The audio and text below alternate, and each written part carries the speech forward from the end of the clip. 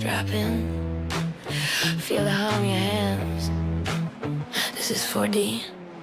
Heat on my palms, grip locked, heart racing. Shoes hit the pedal, whole room shaking. Jersey on my back, hat pulled low, I'm blazing. Every turn I take, got the ghosts I'm chasing. 4D in my veins, feel that fire when I play, when I move.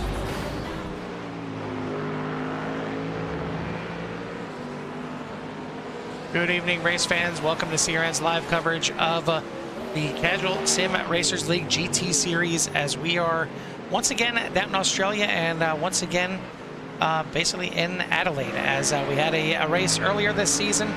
It was round number 2 was at Adelaide for the street circuit. Now we're here just outside of Adelaide at the Bend, as this is a dedicated road course, and it's a little bit tight for a road course when it comes to width, and it can make passing a little bit difficult here. The track itself not too crazy when it comes to the shape of it and some of the corners there, but there's definitely some difficult parts here, and the fact that it's still newer to the service, maybe some of these drivers not having too many laps, or maybe not any at all coming into tonight. We'll see who's got the hot shoe to get the win done here tonight. Carl, we're joined in the booth by Jimmy Covert. Jimmy, I know you got out here and got a couple of laps in, but probably not too many, just like these drivers out here. Yeah, I don't have a lot on here. Obviously, still gaining, when you're gaining, seconds, not tenths or hundreds in corners. Obviously, you're still working braking points, turning points, trail braking, where the heck I'm at on the track. It's definitely a unique track, lots of bends, lots of hairpins. Took the Corvette out as last week seemed to be the car of choice, but see a lot of Mustangs out on the track here tonight. The Corvette did feel kind of nice in the corners and rotated really well, so kind of surprised that everybody is moving to the front engine cars. I mean, it makes sense. We're down under, so it makes sense that it's pretty much predominantly Ford and Chevy out here tonight. But either way, let's take a look at the points coming into tonight. Noah Bourgeois is your points leader in the Platinum, as he is up by 32 points over Craig Jancic.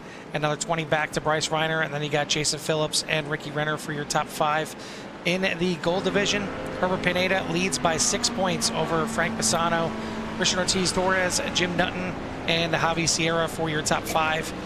In the Silver, it is Ian Southern leading by 40 points now over John Espada, Jay Little, Ian Wilson, and Jim Herrick for your top 5, as the drop races are now into the standings here, and we can get a kind of clearer picture of how everything is looking going through the season. I want to thank all our sponsors here as usual tonight. We got 40 Racewear, Hardin PC, Digital Sim Sports, as they are the sponsor of the Clean Driver Award for the year. Hopefully we have some clean drivers tonight, because we didn't last week. And then we got Ace Motorsports, as they are the sponsor of the pole sitters for each of the divisions. And a shout out to Chris Apparel for the Hard Charger Sandbagger Award as well. But we got a good sized field out here once again, 33 cars as it stands. A couple of new faces out there with Matt Lemke. I know we've heard that name before, but I think he's new here to CSRL. Avery Pedley, another Canadian, joining the ranks out here tonight. We'll see how good the 030 is, but plenty of drivers out here as qualifying starting to finish up here. A couple of drivers getting one more lap in here, and then we'll get the starting order for tonight. But yeah, does this track kind of give you any vibes of any other tracks you've driven at, Jimmy? A little more in some cases, but I just wanted to reach out to the fans out there. Obviously, I know Carl hits on them points pretty much every single race, but you can find them on your own over at www.coreracingleague.com. It has the schedule and the points for all the series that CRN covers. There's a tab in there. You can all check up on your favorite drivers over there as well. But back to the track, it's a little, it's just, I'm not used to it, Carl. So it's a little pieces here and there of each, like familiar tracks that you've been with the altitude change, the kind of like the blind turns, the really sharp hairpins, multiple, and there's a couple different layouts here as well. So depending on the layout you race here is really what you kind of get in the track, and you don't get better unless you're out there. I think last time we were here, though, Noah Bourgeois kind of walked away from the field, and one of the fast drivers again here tonight. So we'll see how Noah does as he continues to battle for the points there with Craig Jancic, but he does have the pole here tonight to start this one off. Well, we're going to go through the starting order here in a second. We're going to bring in our third broadcaster here tonight. He joined us on Monday night to get a little taste of what it's like to broadcast an oval series. Now he gets to see what happens when cars turn right as well. And we get to see a lot of different car makes and models out there.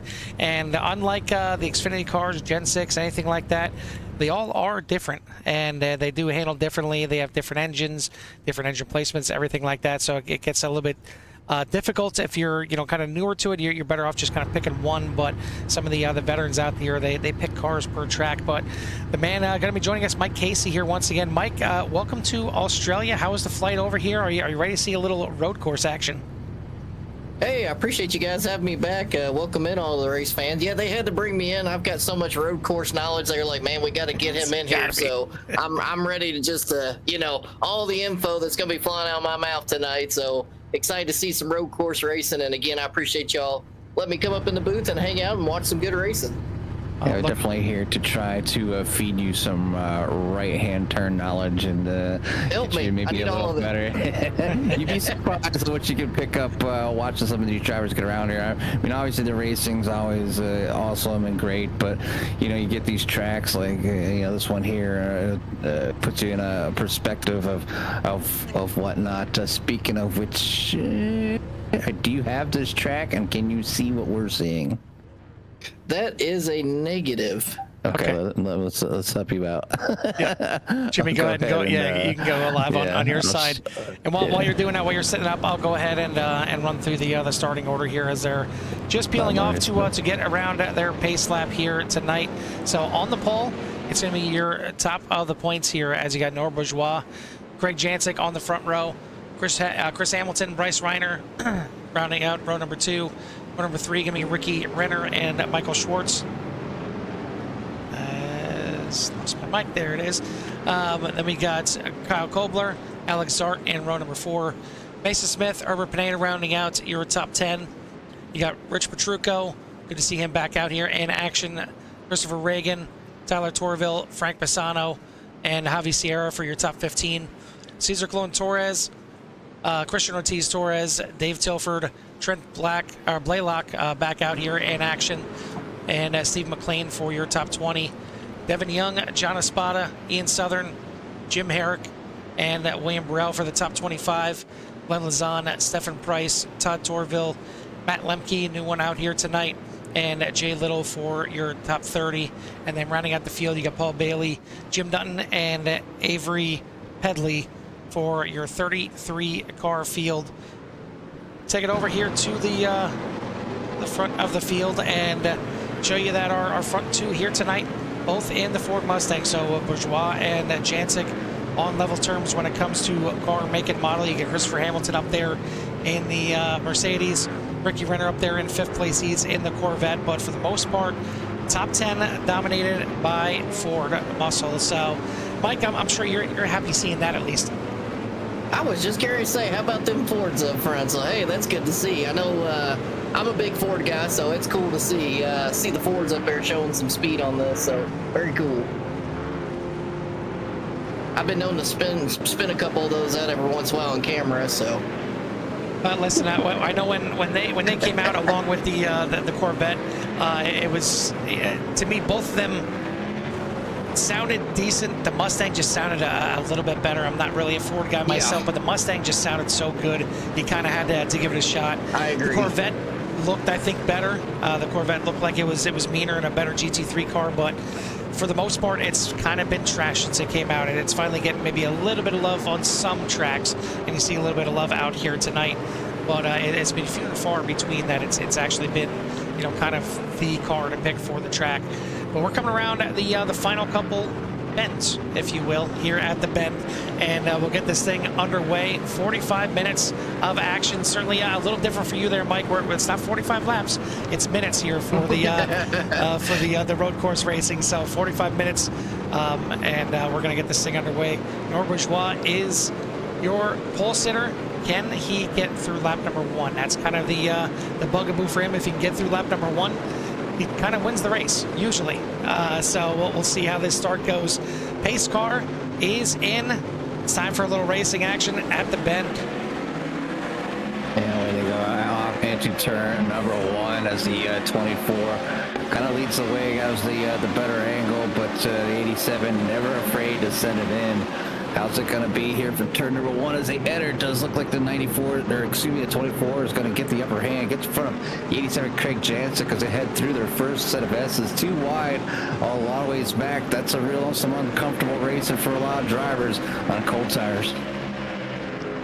Great sound as they come onto the bridge. And one thing about the bend here, it's you know, that's kind of the nickname, kind of the name of the track here. And there's plenty of bends in the track, but one of the longest straightaways to start out a race. It kind of reminds you a little bit maybe of Road America, where you come up the hill there at Road America, and then you have a long run to turn number 1. I think here at the bend it's even longer until you get to turn number 1. So a long, good battle there, trying to get up through the gears quicker. Of course, you know, Norbert Bourgeois has the inside line through turn number 1. It was just enough for him to kind of get most of his car in front at the start of this thing, and not too many issues. Looks like Trent Blaylock, maybe Dave Tilford, Matt Lemke, just name a few, getting some incidents here on lap number 1. Once they complete the first lap, we'll go back through and take a look and see who the victims were here to start this thing. But say maybe a couple others dipping off track. Off tracks here, Jimmy, definitely can happen. Again, I mentioned it's not exactly the widest road course you can go to, so dipping those tires out in the grass, you gotta be careful. You have to know this track. It is so technical, and you know, all these corners and stuff, and it's kind of where we've seen Norbert Bourgeois kind of I don't want to say dominate, but kind of like show his kind of his edge over Craig Jansen. He really knows how to you know, enter some of these tracks with you know, the technicality that it needs for each car to kind of get in, hit that apex, and get it rolling out and carry as most momentum as possible. As you can see, kind of squeaking out to a small lead here, but way too early. I'm sure Craig Jansen knows that you know, maybe they got to save a little bit of fuel, and that's where Craig Jansen has been strong all season long, pretty much season to season. It really doesn't matter the car, being able to come in and enter that pit and get a great stop. Now the pit entry here is off the last corner. It is on the left-hand side, not the right-hand side. Of course, and everything's gonna be backwards. We're down under. the toilets flush the other way, and you got to pit the other way too. Yeah, it's and it's short, so you can come in there hot, and it's easy to get a black flag. You'll see if when they start making that. You know, that attempt to kind of come in, but right now, yeah, you said it. A few drivers having a few problems in the back. Trent Blaylock, Dave Tilford, Devin Young, and Christopher Hamilton all falling to the wayside. And as you can see, the 64. Yeah, trying to see what happened here to Chris. As I mean, I don't know if that was netcode or what happened there, or if it was maybe a technical issue. Maybe he's got a mechanical issue there on the 64. He ended up towing it back to pit lane from there. Looks like we'll take a look back here on lap number 2. This was Devin Young. And we'll see what happened here in the Lamborghini out there. One of the few Lamborghinis. Loops it around right in front of Ortiz. Nice job. And, not getting into him. Definitely not exactly the best part. I don't want to say you can't park there. I just don't advise parking there. Guys, I'm not trying to toot my own horn there, but I may have brought a little NASCAR oval track. I think I've seen a Dale Earnhardt paint out here. I don't know. There is. Yep. There's number 3. He's not actually the number 3. We'll take a look at there in a second. He just has the big old number 3 on there. Take a look at some of the other incidents here. Hey, you see Paul Bailey. I'll take it. And then Avery Pedley. This was on lap number 2 as well. You see Bailey just getting a little bit loose in the Jägermeister. paint scheme out there, but we'll get you back live here, and we'll bring up as there you go. There's Hey, your there we go. there's your little NASCAR throwback there for the number 20, technically the number 27 of Kyle Kobler. But you did see something else probably there, Mike, and we'll see when they come back on the straightaway, see if No Bourgeois has to still do it, but a little bit of break in the draft. Yeah, he might be doing a little bit of the old Pocono shuffle, as Oval guys like to say. So that's very cool to see. I know, I would imagine with these cars, because I mean, I have drove these cars a little bit by cutting through the grass and stuff, but I know you can pick up the draft with these cars, so that is very cool to see on these straightaways.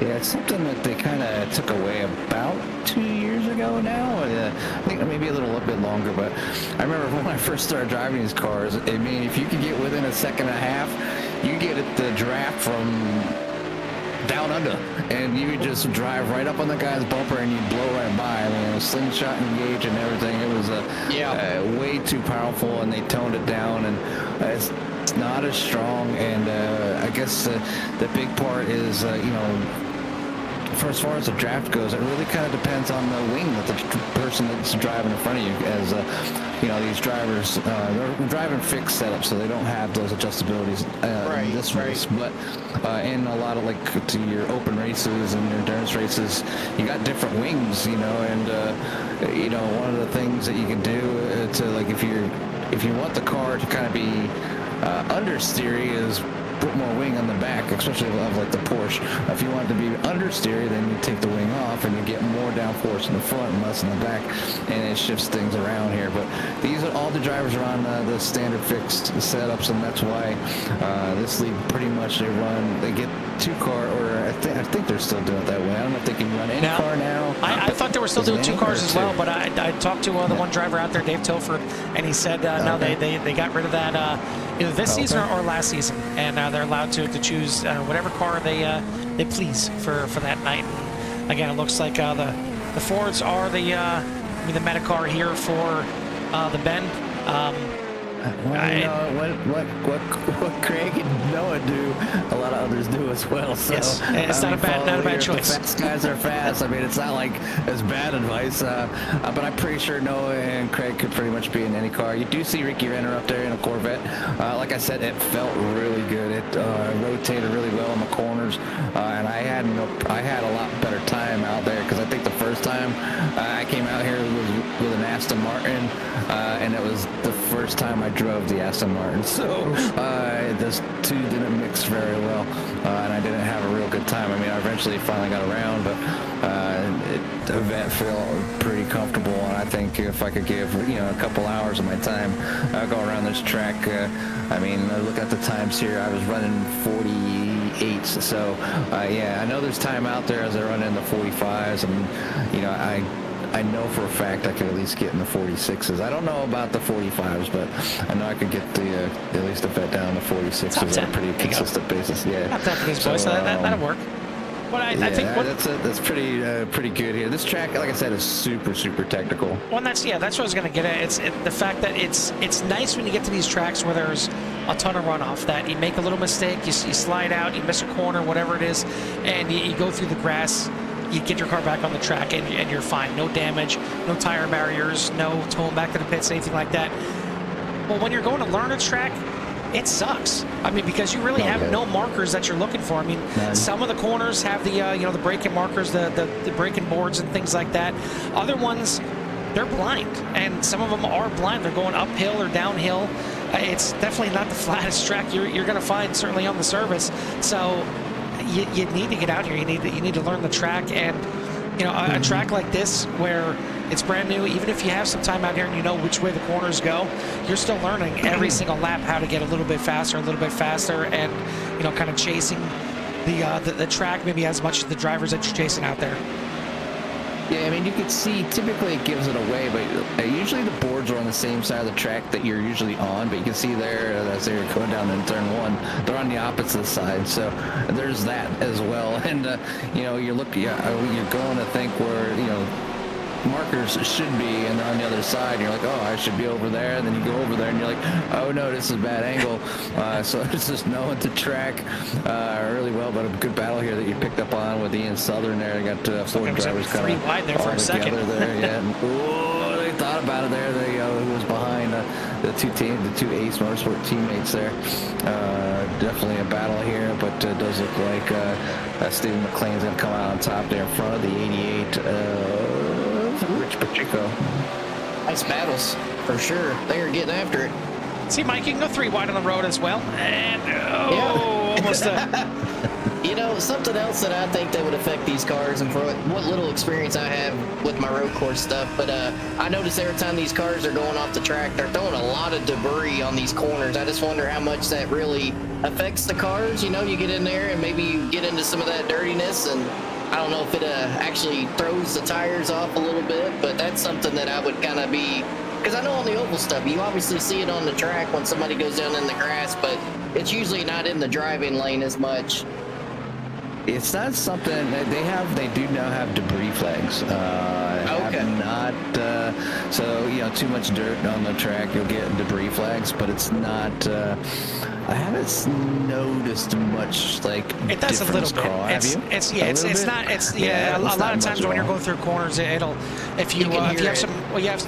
definitely hear it, but if you have some dirt, you'll see on the inside line, you go to take it, and it'll be a little bit, understeery compared to what it normally is. It'll just push a little bit through there.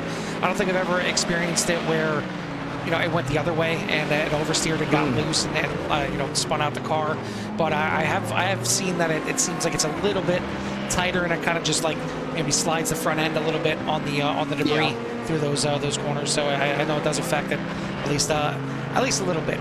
Certainly not as much as rain, which we're not scheduled for any rain tonight, but that is something these drivers, not all the drivers, have to deal with. I don't know. I was just watching the Bowman race, and they have sleet on the track. Well. So, these old guys, hey, take it easy on us, man. There you go. With no wiper blades. How about that? Yeah, that's one thing that I thought they put wiper blades on the Gen 6 cars for their road course. Well, I was watching some of the Bowman race, not to get off on the oval stuff. Connections. Yeah, they actually do not. They are spraying the windshields with Rain-X. So I mean, you go fast enough, the water should run right off anyways. It heats up nicely, yeah. Hang the I don't know if you got a chance to get out there and do any kind of rain racing, Mike, but I know, when it initially came out, it was everybody wanted it, and it's here, and it was horrendous. First endurance race, Sebring, obviously stationed out of Florida, and it was a monsoon, and just as soon as they said it's wet, it didn't matter if the track was lightly wet or flooded wet. The spray from the cars was the same.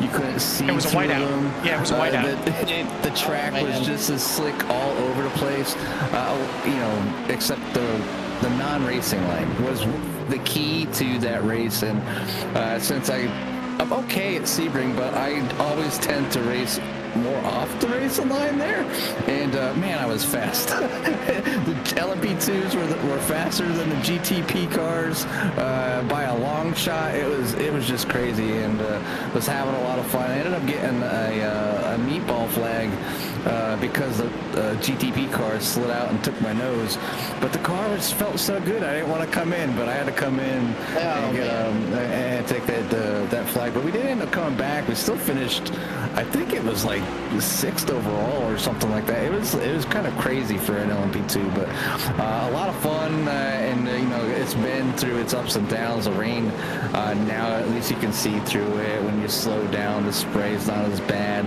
The lights are brighter on most of the cars. Some of them not so much. I think it's the Porsche's fine. There's somebody, their car, you can barely see the lights. But the BMW? Or no, the Audi, I think. I think the Audi is really bad at that. One of them was pretty bad. The Porsche has that big old light bar that goes all the way across the bumper now, so that's kind of nice to be following one of those. Yeah. But yeah, I mean, I've never tried it, so I don't know. I'd say I probably would be very good at it, but it would be. I'll give you an idea. I'll give you an idea of what it's like, because like Jimmy's saying, you're off the racing line when it's wet. Most of the time, the track is kind of sunken down a little bit on those inside lines where you typically drive. So you have to drive on the outside of corners. So it's the only thing I can relate it to is go to Darlington and drive the inside line. Can it be done? Yeah. Does it feel really, really weird? Yes. Yeah. Is it scary? Absolutely. Exactly. That's kind of like how it is when it's raining. It makes no sense. You can get around the track, and technically it's now the fastest way, but just pretend like the top lane at Darlington's blocked and you have to run the bottom lane. That's the only idea I can give you. But 15 minutes into this thing, a third of the way already done. Should see the pit stops coming up in about 5 minutes or so. These drivers out here, Mike, they start with 40% fuel in the tanks, but when they come in, they're allowed to fill it up 100%. So they only need to make one pit stop during this race. But it's kind of nice because we've seen multiple times drivers have an incident on lap number 1. Have whatever that they have to need to come into the pits, whether it's fix repairs or take the fast repair or anything like that. They can do that and fill up the tank right away, and they're good to go. They're still only looking at a one pit stop race, but it also makes everyone have to come in at least once, and usually it's right around that 20-25 minute mark is when you'll see them kind of start running out of fuel and come in for this thing. But so far so good. The one thing that we don't have to deal with. Cautions. You ain't got no cautions out here except local cautions. Oh man. No cautions. And as tires wear down and heat up, you get faster. Well, that was my next question for you guys. What, oval stuff, obviously, you start off with grip and then it definitely goes away. And I've heard you all talk about this in the past where the tires actually get better here. But do they get to a point, maybe with a track like this where it is technical and you are turning, there's elevation changes, does that really, over time, does that really cook the tires similar to like an oval situation? Or you can overheat them where your car starts to act kind of funny, and it'll be tight in corners, or you don't get the grip coming out. You don't lose like total control of the car, but it does definitely becomes slower. So and if you like slide around or slide into a corner too much, you overheat them cars or tires, and you really kind of affect your lap time. And you can see how close some of these drivers are running. There was a big battle back there in the 20th round. Jim Dutton and Trent Blaylock, as normal. I think every week that group back there is they're continuously battling somewhere in mid-pack, and just each and every week. I think they're rivals at this point, but everybody pretty much maintaining kind of where they started. Carl, I mean, a few drivers kind of working their way back through the field. They kind of spun out. They tilted back up with P23. Was in the back. It does look like Christopher Hamilton just parked it tonight, so maybe something came up in the 64's end, because it's not typical of Chris to kind of just stop this early on. And Javi Sierra back a few spots tonight too, back in 29th, so something obviously happened there. Stephen Price not too long ago off the track, come back on the track, so drivers still utilizing the whole track. You pay for it all, you use it all, and sometimes that means the grass, sometimes it means the kitty litter, whatever it may be. But you can see how short that pit stop is as Herb Pineda comes back into the pits here to get his final pit stop for some probably just fuel, because the race is only 45 minutes long. Typically 45 minutes is about a stint in the car. Mike, if you've done the Daytona or whatnot in any of these cars, it's about how long you're in there on one set of tires. And right temperatures you can go to, as the difference between when I first started racing GT3s and now is they fuel and change tires at the same time. But while you're changing tires, there's no repairs done on the car, so you have to you don't get much time for, like, say you ran off the track and you broke a splitter, or you bumped somebody and your part of your or your wing fell off or something like that. You don't get much repairs if you're taking tires and trying to refuel. So a lot of times some drivers will double stint, and I know one of our pit stops we came in and, you know, Carl was out there like on the tires for like either 2 stints or 3 stints, just even recently. So, you know, out there a long time, but it happened to be, you know, cooler temperatures, just kind of taking it easy, and trying to get them repairs on the car, because you get repaired, like, you get damage on these cars, especially during endurance races. You just find yourself a little here, a little there is fine, but then you'll get that meatball real easy. Yeah, it's almost like once you get up to like a minute, that's where it's like, okay, you got to really start thinking about taking some damage and repairing it. But yeah, I mean, getting back to the tires, to me, and I could be wrong with this, but it almost seems like the tire compounds here in the GTs are maybe you know, a little bit firmer. They last a little bit longer than you know, than your oval cars, your NASCAR type tires, in the sense that it's not that the tires, you know, kind of reach a point where they get better throughout the race. They still wear just like other tires, but I don't think they necessarily, you know, wear their grip out as much, and the car gets lighter, and that's really why you're going faster. You're not going faster because the tires are getting better. They're wearing out, and they are getting worse. So, you know, if you ran a lap with used tires on a light car and then put on fresh tires and kept that same amount of fuel in there, you're going to run faster because you got the newer tires. So they definitely, you know, lose their grip throughout the run, but I don't think they lose as much grip as an oval car. An oval car seems to lose their grip more, or maybe it's straight up the tire temperature. Constant. Yeah, I think it's the constant pressure on the oval tires. You know, you know, they're just racking up those tire temps. Yeah, they're not off. Yeah, they're just, it's the tire temps. I mean, to be honest, I know it's like these drivers here, they're going left, but then they're going right, and then they go left, and then they go right, and then they're straight for a while. So you're not constantly going left, and putting all that pressure on the right tires and heating them up and making them greasy, especially on, you know, your shorter tracks. Tires don't seem to be an issue when it comes to tracks like Daytona and Talladega. Super speedways, you know, because there's not much pressure on them. So, you know, you take that away, and, you know, if you put these cars on that kind of pressure, it'd probably be the same thing.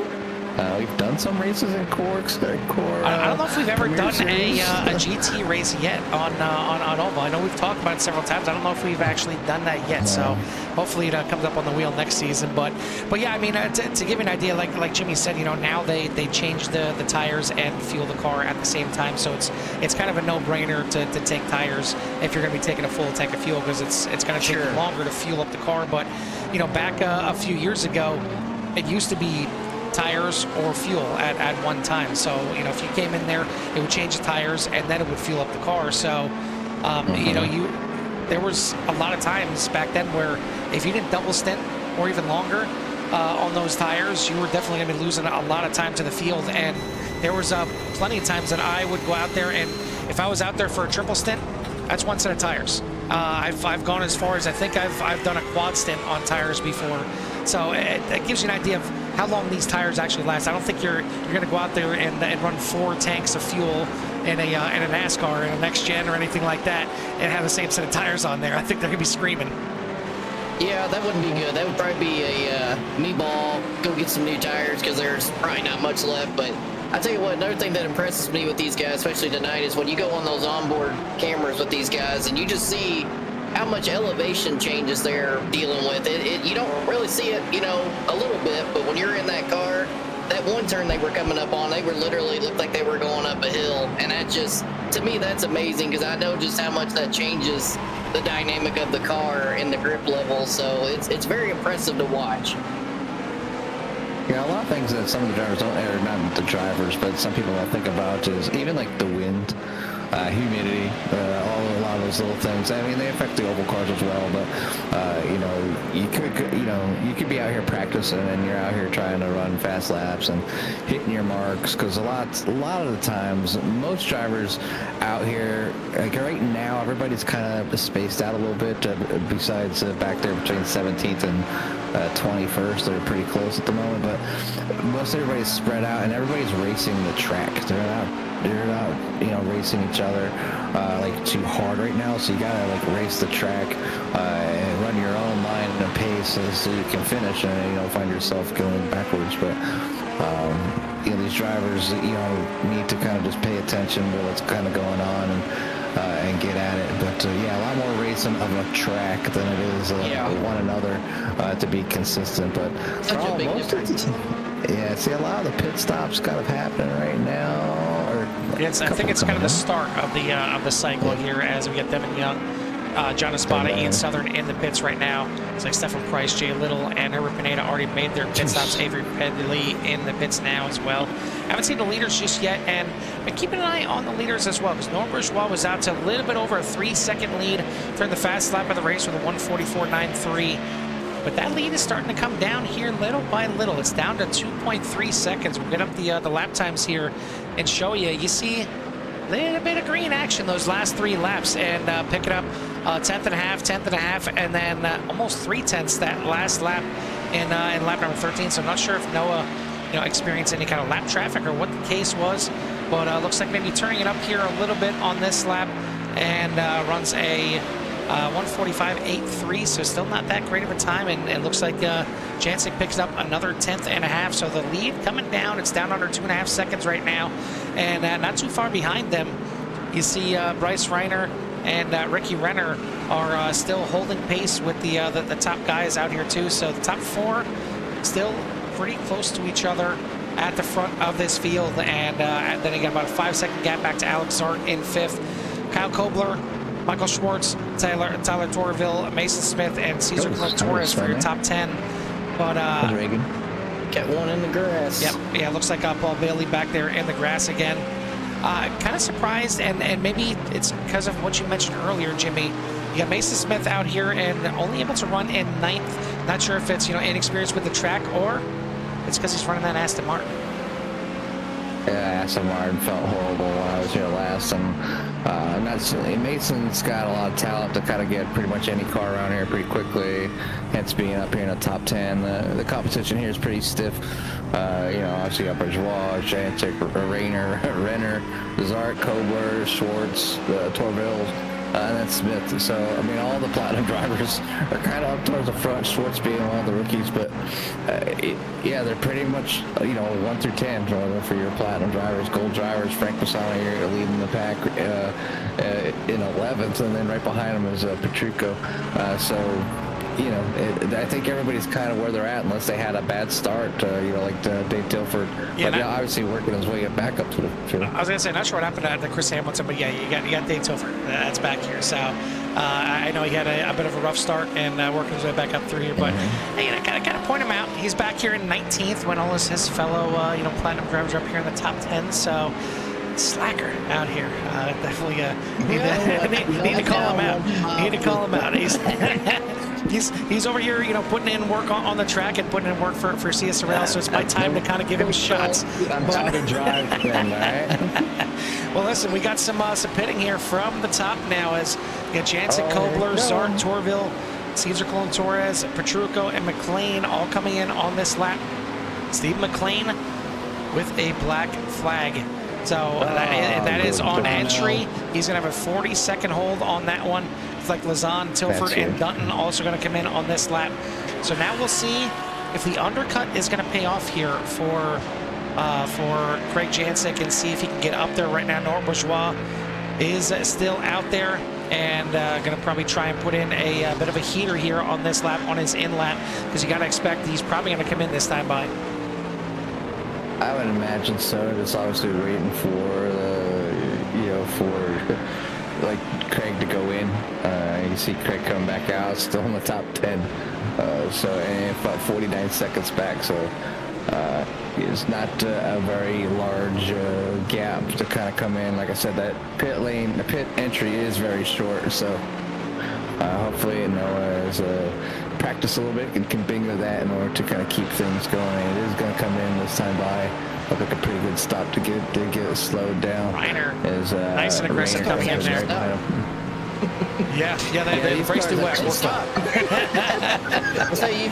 I tell you what, going back to your guy that was running 19th, y'all were kind of giving him a hard time, man. I tell you what, if I'm running P19 in a road course, that's like a good report card for me. That's going right on the fridge. Top 20, baby. So I support you, buddy. You're doing a heck of a job.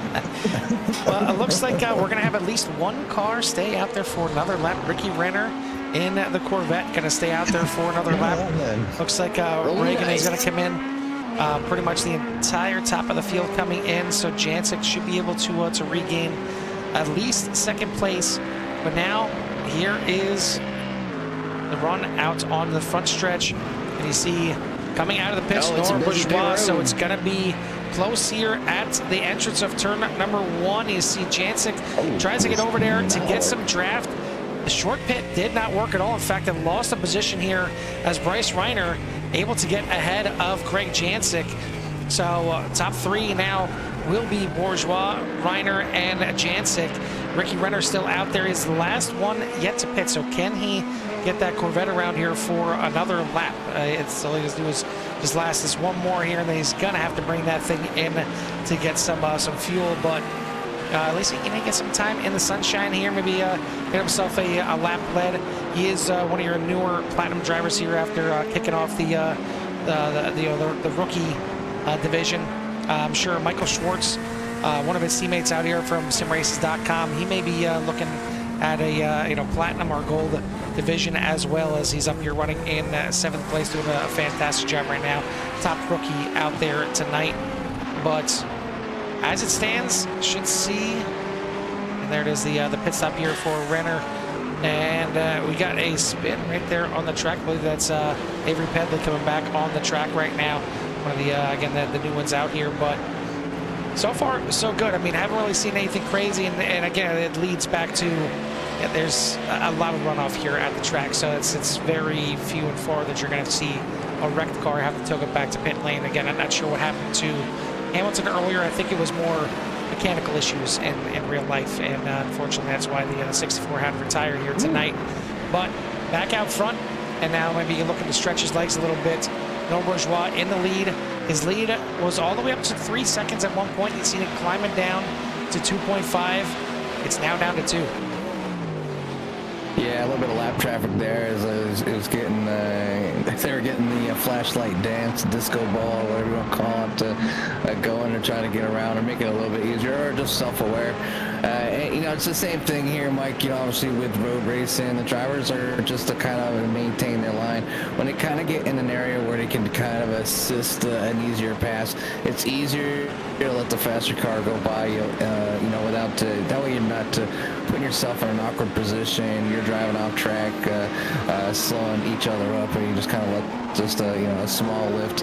You lose maybe a tenth, and maybe they lose a tenth when they keep on going. But the big thing is just be predictable. It's just like on the oval races, if you just, that guy that's, slow, he's wrecked, he comes out, he's got damage, and he's trying to do his best, and he moves to the top side after you thought he was going to stay to the low side. Next thing you know, he's in your face, and somebody uses him as a jam car on you, on an oval. So, somebody gets a pick on you. So it's just definitely unique. These drivers are, here at CSRL, some of the most courteous drivers I've seen on a road course.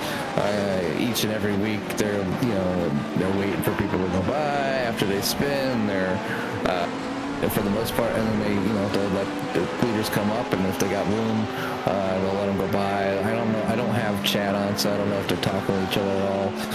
But they do move aside quite often here, and because they know, they've already been around 2 point whatever miles, and this guy's already on their bumper. You're not getting it back, so just it's not like an oval where Kasha comes back out, so you just kind of let the leader go by.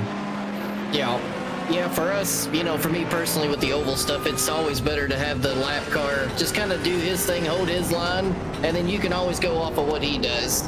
Just run your normal line, and then you can make your way around. And it's good to have communication too. Key up and just let everybody know you're catching up on the slower cars, and it's good when you got people that'll work with you. One thing I did not notice is we actually have 2 cars that are retired for the race. Christopher Hamilton, we mentioned earlier, but the gold division points leader, Herbert Pineda, is out for the race as well. He is done, and that is certainly going to be a nice little benefit for Frank Bassano, as he is your leader right now in the gold division. Only 1 second separating him from second place, Rich Petrucco. You see him right there in the Mustang, not too far behind. In the silver division, it's once again Canadian Ian Southern, but he's only got about a 1 second lead as well. Right there, the yellow Corvette is not for position. That's Trent Blaylock back out here in action with CSRL in the gold division.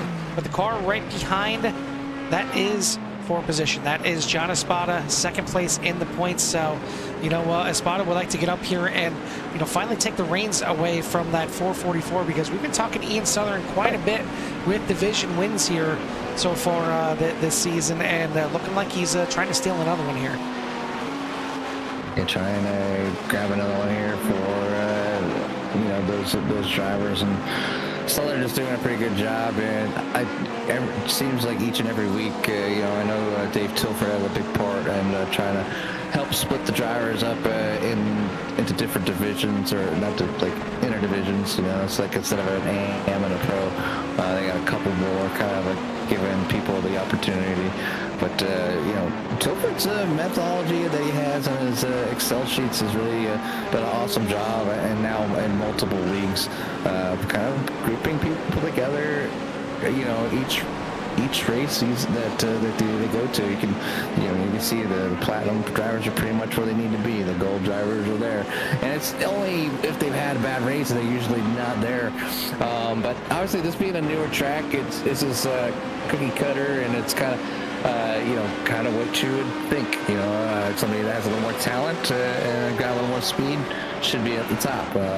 This isn't like one of those tracks that have been around a while, and you know, there's some place like Daytona where, you know, I might not be a platinum driver, but I have a good 2,000 plus laps around that road course there. So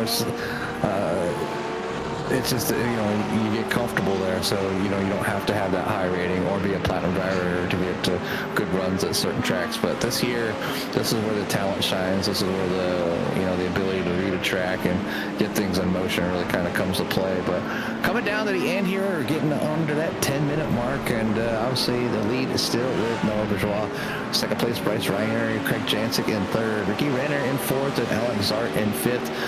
Closest battle on the track right now is either with Frank Posano and Cesar Colon Torres, or back there with Ian Southern and Dave Tilford, John Espada, as we were watching back there. But well, it's actually actually battle for the lead and the goal is Frank Posano and Rick Petrucco that are the ones that are doing battle. So we'll keep an eye on this for sure. This is for the division win here with less than 10 minutes left in this race. So probably looking at maybe another 4 laps to go here.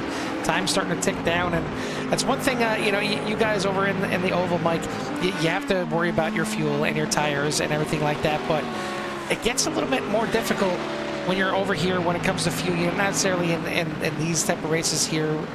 You need to take an educated guess, because you don't know how many laps are going to be left. You have an idea, you know, based on what the calculations are, but it all depends on when that driver crosses the start-finish line, because if he crosses the line and, you know, there's 1 or 2 seconds left, that's an extra lap in the race. It can be down to that much closer, and, you know, you're not going around, you know, a half-mile Bristol. You're going around, you know, sometimes a 2 or 3 mile track at minimum. So that's quite a bit of fuel that you need to carry, and if you don't have it, you're going to be taking a walk back to the paddock. Yeah, that was my next question. What? Oh, sorry. Go ahead. Sorry, Jimmy. No. This track is 3 miles, you know, with all the turns and bends and all that stuff. So that was leading up to my next question. You know, we're getting to the 38-minute mark. Is this about when everybody starts kind of getting the elbows up just a little bit more and trying to pick up spots, or really trying to lay down a hot lap to gain some spots? I mean, when is it time to go? I mean, I think most of the races is kind of just being as consistent as possible, and it's one thing you mentioned about Dave Tilford kind of working his magic when it comes to you know, rating the drivers and everything like that. And I know Core is looking to get even more integrated with that. It's going to have some more involved in the ratings itself, and including a speed rating.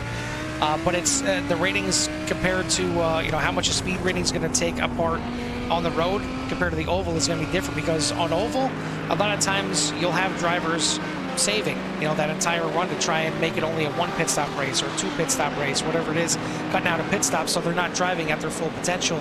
On road, typically you're driving, you know, at least, you know, 90% of your max speed out there, you know, again, unless you're trying to to cut out a pit stop here, you're going to be running one pit stop regardless. So we don't really see too much conserving. You know, we've seen it every once in a while from your top drivers, but it's usually just trying to run out there as fast as you can while, you know, still kind of maintaining a little bit of confidence in the car, in the corners. You know, certainly when it gets down towards the end, you know, last couple of laps, you'll see it kind of cranked up a little bit. And you see Rich Petrucco make the pass here on Frank Pisano for the lead and the gold. But, you know, for the most part, you're not necessarily 100%. I don't know if you're really 100% anytime in the you know, these GT3 cars, unless, you know, it's the last lap and you have a chance to get the win. You know, maybe that's when, I guess, the gloves are fully off. But it's really just about hitting your marks time in and time again. I mean, on the ovals, you really only have a couple marks to hit. Here, I mean, it's hitting your mark into the corner, hitting your braking mark, hitting your acceleration mark.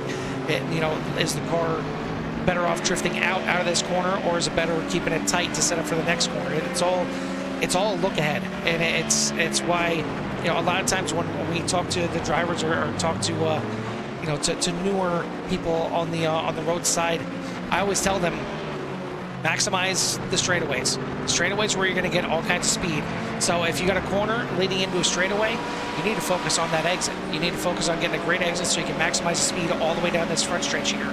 You know, and look at what's coming up next, because yeah, typically the inside of a corner should be the fastest line, but depending on the next corner that's leading up to it, it may actually make sense, you know, making a late apex or an early apex.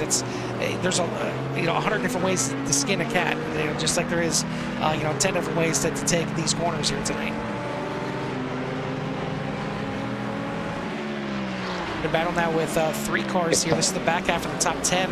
2 cars for position in division. That's Cesar Colon Torres right now leading the way in the Corvette. Then you got Mason Smith right behind in his Aston Martin, and then Rich Petrucco in front of Frank Pisano. This is for a 10th position right here with Rich Petrucco trying to get up there. He's in 11th right now, leading the gold division, but I think he's looking for a little bit more here. But looking at Norbert Bourgeois, he's back up to a 3.2 second lead.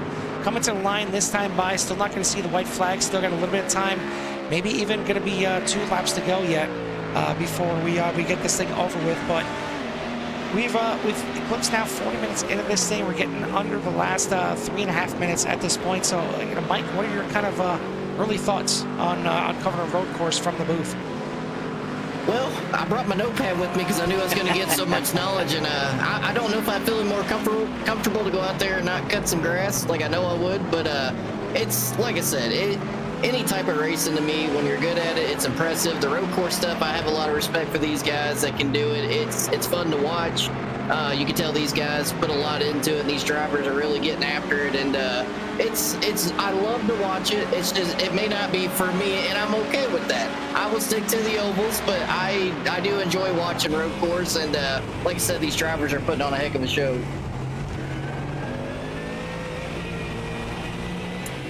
I want to thank everyone out there in CRN tuning in here tonight. If you haven't done so yet, hit that like and subscribe. Get you in touch with everything that CRN has to offer. Again, this is our Wednesday night doubleheader against CSRL right now, and then we'll head from here and go back to the States for the pit road speed limit racing, as they'll be kicking off as soon as this one is over. So double action here tonight, and then tomorrow night we got the Virtual Velocity Racing Series with the Xfinity Series out there once again. And nothing on Friday, as we already took care of 191 on Sunday night, and didn't have to do a reschedule this week. Luckily, it's certainly been cold enough, at least around here, and we're calling for a little bit of snow this weekend, but certainly not the foot and a half that we got previously.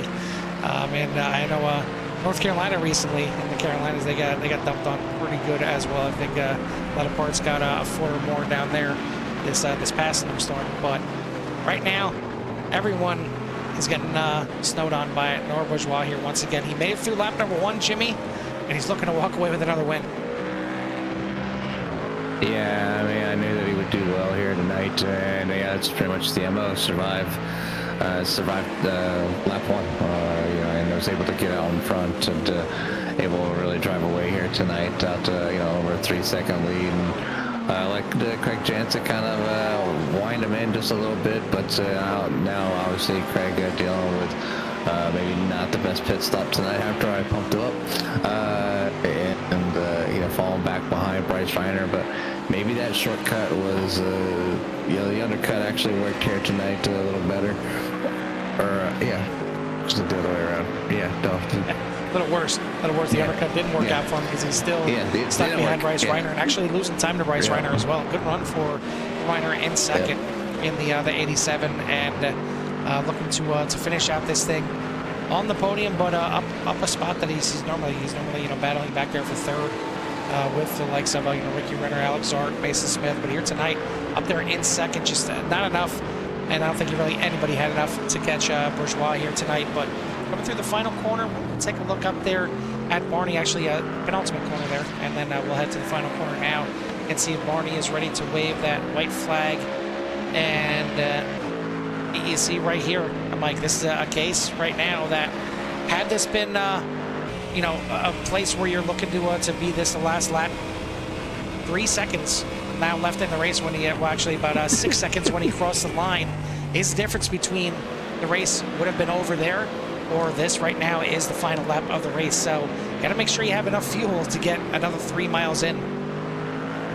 Yep, got to make it back around or all for nothing. Yeah, it's cool seeing the different strategies with this. So, and we've seen before like a situation like that where, you know, if you know, Nor Bourgeois cross the line there, and you know, if he knows it's going to be 2 laps to go and not getting the white flag that time, we've seen drivers actually slow down. If they have enough of a lead, they'll slow down to basically make that the white flag at the line right there, and make sure that they can make enough fuel that way by literally knocking off a lap. Yeah, one of many ways that the leader can dictate the race, you know, not only by pace, but you know, obviously extending it, or that 1 lap. So that 3 seconds was about what he would have needed for, you know, and Craig Chancic would have been right on his bumper. So yeah, it's probably best to hopefully he has the field to go around. I'm gonna guess they probably do, since they seem to not be letting off much at all. So the Bourgeois out to that lead, trying to finish up this race here tonight at the Bend. Bryce Reiner in second and Craig Chancic in third. You see the flashing lights are coming out of the final corner. No Bourgeois going to take the win here tonight in Australia. Second place going to go to Bryce Reiner.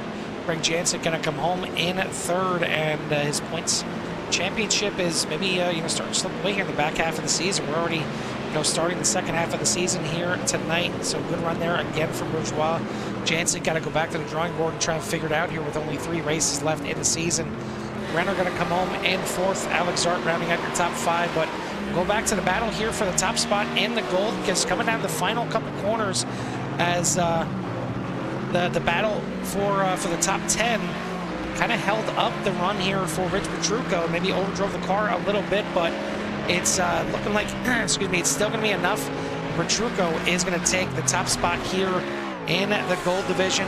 Frank Bassano going to finish 0.69 seconds behind Katie, the winner here in the gold division. Ian Southern is going to claim himself yet another silver class victory here as he's coming through the final corners here, and the 444 will join us once again up here in the booth. Looks like your biggest mover of the race is going to be the man that I know Jim didn't qualify, so I believe it's actually going to be Glenn Lazan. Man, it's going to finish up here in 15. So we'll get a double check on that as Glenn Lazan finished up 11 spots. Jim Dutton finished up 12, but I believe Jim Dutton didn't qualify for the race here tonight for whatever reason. He just didn't lap in, what the case is. But we'll get our top finishing drivers, our sandbagger, and we'll get them in here for their interviews. But in the meantime, Jimmy, why don't you give us a rundown of tonight's final finishing order? Rundown of tonight's finishing order here tonight at the Bend is going to be your winner tonight, and pole sitter Noah Bourgeois with Bryce Reiner in second, Craig Jancic, Ricky Renner, Alex Zart for your top 5, Kyle Kober, Michael Schwartz, Tyler Torville, Mason Smith, and Rich Petrucco for your top 10. Back there in 11th place, you're going to have Frank Bassano, Christian Ortiz, Torres. Dave Tilford finishes in 13th, Trent Blaylock in 14th, Glenn Lazon in 15th.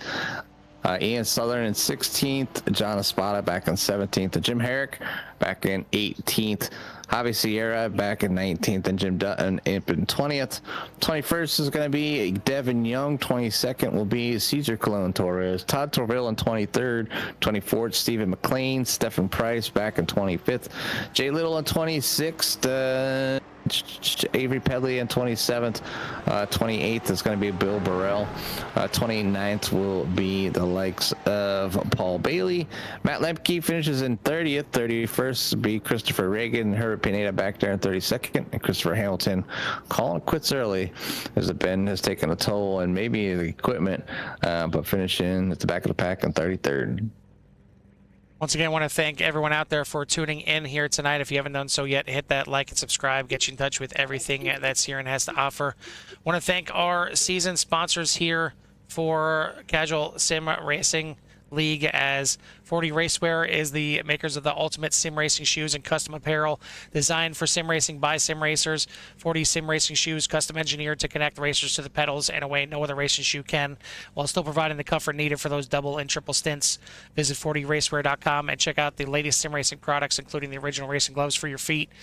For Martin PC, they are focused on providing high-quality PCs, rigs, and components at an affordable price. Your investment in sim racing is exactly the same as racing with an actual car. They take that same methodology at Martin.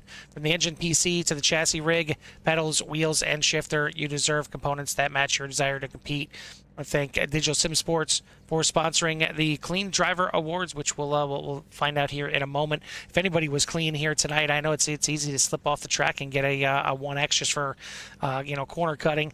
So we'll see if anybody gets a 0X here tonight. I want to thank the Ace Motorsports for sponsoring the pole sitters here for tonight as well, and we'll get a final determination on the Hard Charger Sandbagger Award winner here tonight. But we got our top spots in the classes here, and we're going to go ahead and jump over to your overall winner here tonight. And no surprise here again, it's going to go to Noah Bourgeois in the 24. As once again, Noah, welcome to the booth here. Top spot here once again. You just got to finish lap 1, buddy. It's that simple. Yeah, apparently. I got to give Craig a shout out because I almost Emilo'd myself again in turn 2, but he had the respect to just do a little baby lift for me, because once again, I thought I was just about clear, but then by the time I realized I wasn't, I heard him lift. So he easily could have just stayed in it and held his ground, and I thank him very much for giving me a little bit more racing room. But yeah, the lap 1 thing has kind of been all or nothing really so far. Well, I mean, it had to be a little stressful here tonight. Compared to other tracks, this is just a long straightaway from when you get the green flag. It just seems like it's forever. It's even got a little uphill before you get there, so it had to just feel even more pressure kind of building up, and you weren't exactly pulling away from Craig on your outside there. You just had enough of a run going through turn number 1. You still couldn't even clear him, and luckily you were able to through the S's there, but it had to feel just that much more stressful, like where is the entry? Yeah. Oh, yeah, for sure. Because I knew, like, I had the inside position for the first section of turns, but then if I got stuck on the outside for that hairpin at, I believe, turn 5, I would have just got freight trained on the inside, because it's such a bad corner to be stuck on the outsides. So I put a little bit extra pressure on myself trying to get the move done there. Once again, thanks to him, because I easily could have just spun myself in the grass like an idiot and been clawing back to another race. Well, no, not at all. Like, I've never done that once. No. Yeah, it's a super technical track. So I was really happy to be able to get in front and just focus on the track, because the track on its own is hard enough to focus on. Yeah, and that's the thing. I mean, you guys obviously don't come here that often. It's a newer track here to the service, and I mentioned, it's a nice friendly track as far as getting off the track, and if you make a little mistake, you go through the grass, you're not going to get damaged, and you can get it back on the track and go about your merry way. But you need to learn the track, and tracks like this where there's very little markings, there's no walls to kind of guide you to where you got to go next. There's hills, there's blind corners. This thing is a what to try and figure out for the first time.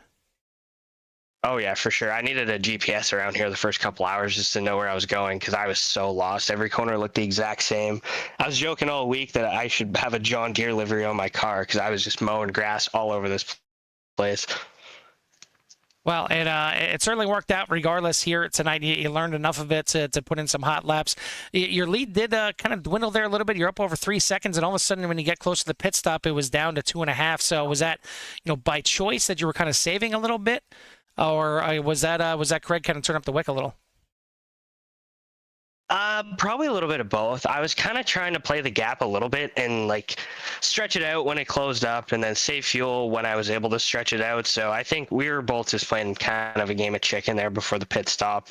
I probably pushed a little more in the mid part of the first stint just to build my gap. And then I fuel saved for the last couple just to make sure that I was okay getting into the pits. And it still almost wasn't enough because I sputtered getting into my pit box. So I was right on the edge, but it was just enough to keep the strategy the way it was, and I'm really happy it worked out. Well, it certainly worked out to another win and be able to extend your points lead with Jancic finish even behind Bryce Reiner. So looking pretty good here. 3 races left: Monza VIR, and the 2-hour finale at Nürburgring. So I'm guessing these next couple rounds just kind of the status quo, just try and get out there, dominate again, and really stretch that thing out so the 2-hour finale doesn't phase you as much. Well, that's the hope. And honestly, I'm kind of hanging on to my P4 finish at Imola in my back pocket because as of right now, that would be my drop race. So I'm basically allowed to have one crap race in the next 2 here. So the pressure is definitely off a little bit as far as that goes, but I'm still going to be full bore for the finale because with it being double points and depending how these next 2 races shake out, it's so easy to be able to slip up there and ruin the whole season. So yeah, not much changing between now and then, but certainly going to be super focused up for that finale regardless. Well, it's certainly been a good start to the season and start to the second half now as well with yet another win here in dominating fashion. So congrats again to you and the 24 team. Before we let you go and get out of here, who do you want to give a shout out to or thanks to? Shout out to CSRL. The guys put on amazing league. Jim, like always, does amazing work behind the scenes, and I know he's cooking up some new stuff for the next season. So I'm really bummed I'm not going to be around for next season, but I'm very excited to watch as a spectator and see what he's got up his sleeve. Shout out to you guys in the booth. You guys put on amazing broadcasts as always. Shout out girlfriend, dad, the usual, DSS, everybody, and yeah, let's keep this train rolling. I know it'll be a shame for us here being in the Sienna booth, not having the 24 out there, but I'm sure there'd be a couple of platinum drivers that don't mind as much without you not being out there for next season. Either way, congrats again on another win. We'll see you out there next week and see if you can get another one, see if you can just survive that lap number 1 once again. Yeah, for sure. Appreciate it, Carl. Thanks. That's your winner here tonight overall and in the Platinum Division, the 24 of Norbourgeois. Jimmy, top spot here in the Gold Division is going to go to the number 88 of Rich Petrucco. Hey, Rich, Jimmy, Carl, and Mike up in the booth. Thank you. Hey guys, Okay. Long time no talk. Yeah, long time no talk for the 88, but you get yourself, a much well-earned victory for the gold division here at a newer track. Give us a little rundown on how your race was, man. I mean, you finished 10th overall, so you're in a great spot. Obviously, right on the heels of them platinum drivers, but things were a little interesting and get a little hectic there those first couple laps, so everybody kind of gets ironed out. Yeah, it was a little dicey. I think on lap 3, I had an incident that had me spin, and I think I was back at 19th or 20th at one point, and then just had to fight my way back up through. It's been, it's a bit of an ego check. I got demoted to gold because I don't do this stuff as much anymore, but I don't know. I feel like I had pace for maybe top 5 is pretty quick, but just learned this track last night, so I'll take it. Yeah, it's you obviously do a lot better than I did. It's I know I got more pace, but I have a lot less time. And being a newer track, it's not like tracks like Daytona or Bathurst, or even the Nürburgring, the ones that we practice for those endurance races for. But either way, man, you kind of get out here. I might not have been in that top 5, maybe had that little slip up. You're able to drive back through the field, you get yourself at almost a top 10, but a win, better yet, position the win for the gold division. So I want to say congrats up here in the booth as always, and from us and the fans, but better, anything better to, but give you some time for any shots you might have in the 88. Yeah, appreciate it. Love all the guys at Digital Sim Sports. I think we own like half the field at this point. And of course, got to do a shout out to Mardon PC. So the gold win's powered by Mardon. Appreciate the shouts as always. Again, congratulations on your win here over the gold field, and we'll see you next week. But this one here, we'll let you go celebrate with your friends and family. All right, appreciate it. Have a good night, guys. Yes, sir. That is your top spot here in the gold division, or the gold class. Going to go to Rich Petrucco, as I just held off a hard-charging Frank Misano trying to get back up there. But certainly going to be a good night for Frank Misano, and very well could be taking over the points lead with the, whatever happened to Turbo Pineda finishing in the back of the pack. But top spot now in the silver class is a man that's been getting quite a bit of interviews here this season, and racks up another one here tonight. Another win for the 444 of Ian Southern. Mike, why don't you go ahead and take our silver class winner here tonight? Hey, congratulations. This is Mike, Carl, and Jimmy up in the booth. You got a copy with us? How you doing, fellas? Hey, we're doing pretty good. You all put on a good show tonight. Give us a little rundown of your race and how'd it go for you? What'd you feel and what'd you see out there? Well, I didn't even know if I was going to race in the beginning there, because I think like an hour before the race, I was doing 156s laying in the track. I'm like, no, I can't race. I'll just wreck somebody else's race. Then I jumped in the practice session. I'm like, okay, I'm getting the hang of it now. I'll be okay. And, well, you did a great job out there. We were watching you. You were running a clean race, and it was impressive to watch. So, what are your thoughts going into your all's next round here? The next round? Wait, is it at Monza? Yeah, I believe next week is at Monza. Yeah, Monza next week, and then VIR. Yep. Yeah, Monza's good. I like Monza. I might be waking late though, so I don't even know if I'll make the race. You better make sure you got a good points lead. As you've been winning a lot here lately. Definitely something to look forward to watching that 444 up there. Yeah, I don't know what's going on. I think maybe everyone else has been feeling under the weather and they're just being nice to me. Well, you're going to screw around and get yourself in the gold class before you realize it. So might need to tank a few. Filthy mouth. Yeah. you might need to start sandbagging the opposite way and sandbag during the race to make sure you stay in the silver. Oh my god! Like I'm hanging with the silver guys, so I don't feel bad about it. It's not like I'm running away, like with the pros and stuff. So you're already sandbagging. So, okay. I'm in the right class, I think. Well, listen, another good win for you here in the class. So before we let you go and get out of here, who do you want to give a shout out to or thanks to? I'm going to give you a shout out for my wife. I think she's made some dinner. So I'm going to go eat that. Boy, a little celebration dinner. So I like to hear it. Well, either way, congrats on another win. Hopefully we see you next week at Monza. But if not, I'm sure we'll see you at VIR the next week and looking for another silver class win. You bet, fellas. You have a good night. You too, buddy. That is your silver class winner, the 444 of Ian Southern, getting it done. One more interview to get to, but before we do, just want to let everyone know that tonight's Clean Drivers Yeah. Once again, nobody. No shocker here tonight. As There's like 3. I think there's somebody had only like 3 or something. There's a couple that had some pretty low numbers for a track this technical. Oh, So dirty drivers out there. So dirty. So dirty. All of you. All of you. Cutting corners. You would have like 50. Listen, I You mean, would have like 5 drivers. that's beside the point. That's why I'm up here in the booth. Okay. All right. All right. Well, we got one more interview to get to, and it's going to be the man behind the curtains here. Off tracks for me. I get my off tracks at Spa. I take care of them at Spa and leave them out anywhere else. But either way, tonight's Chris Burrell Hard Charger Sandbagger Award winner is going to go to Jim Dutton, as starting back there in the back of the pack and gaining 12 spots here. Almost got yourself up into the top 20. You look like you had the car of choice with the Mustang here, but here at the bend, it's not exactly, maybe passer friendly. There's a lot of tightness to this track, and you miss a little bit, you're off in the grass. Maybe you're not wrecking the car, but not easy to get some passes done. But you got 12 done here.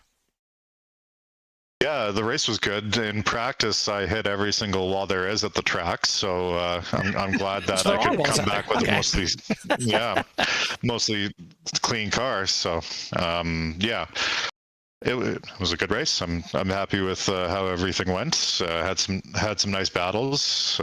Wish I could have caught Glenn Lozon, but next week. So I obviously got to ask you what happened in qualifying. Was it trying to get a lap in and just couldn't because you got 1X here, 1X there, or was it deciding to maybe be a little safer, start from the back of the pack? What was the case?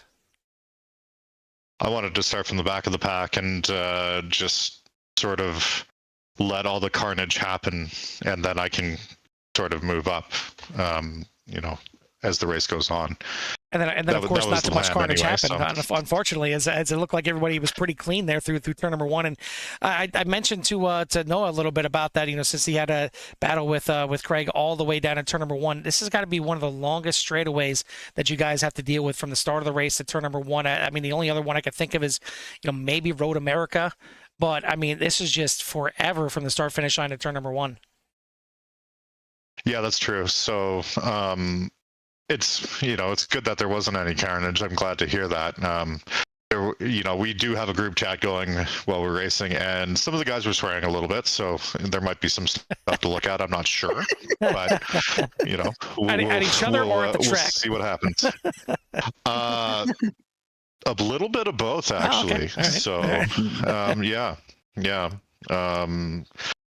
Try to keep things as harmonious as possible, but sometimes tempers do flare. I mean, you probably see it in core as well. Of course. Of course. Yes. Yeah. Yes. Unfortunately, yes. There's you're not going to avoid it in any league, unfortunately.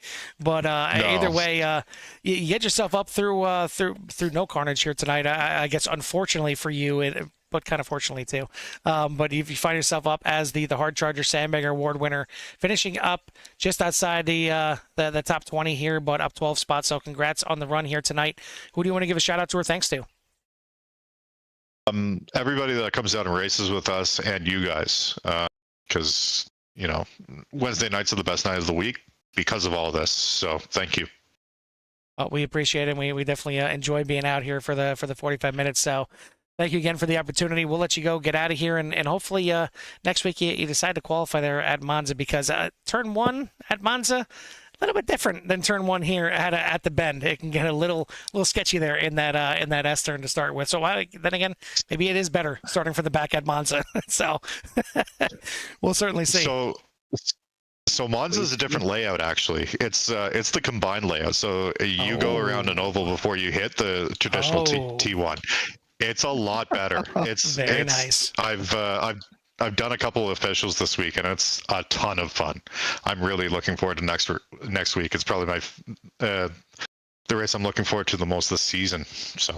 Well, Yeah, I've good. been hearing that more and more lately, that it seems like the officials are starting to, branch out a little bit. I've heard on the oval side, they're starting to use some of the legacies a little bit more. And I mean, this is the first time that I'm hearing that they're using the combined. So I need to keep an eye on that myself as to what version they're actually using, because that makes the track about twice as long and twice as fun for us up here in the booth. So we're looking forward to it already. But we'll let you go get some practice in, I'm sure, both your oval and roadside for next week. Yeah, absolutely. Absolutely. Thanks, guys. Have a good night. You too, buddy.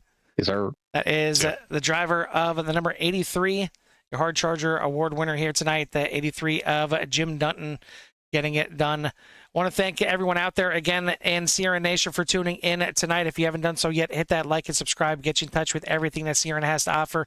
Reminder, we got another race coming up shortly here with the Pit Road Speed Limit Racing Series, as they're off at Dover. The Monster Mile is certainly waiting for the drivers and waiting for me and Jimmy to get our butts over there as well. So we're going to hop a flight to the States. We'll see you over there in a bit. But for myself, Jimmy, and Mike in the broadcast booth here at the Bend, we'll see you at the track.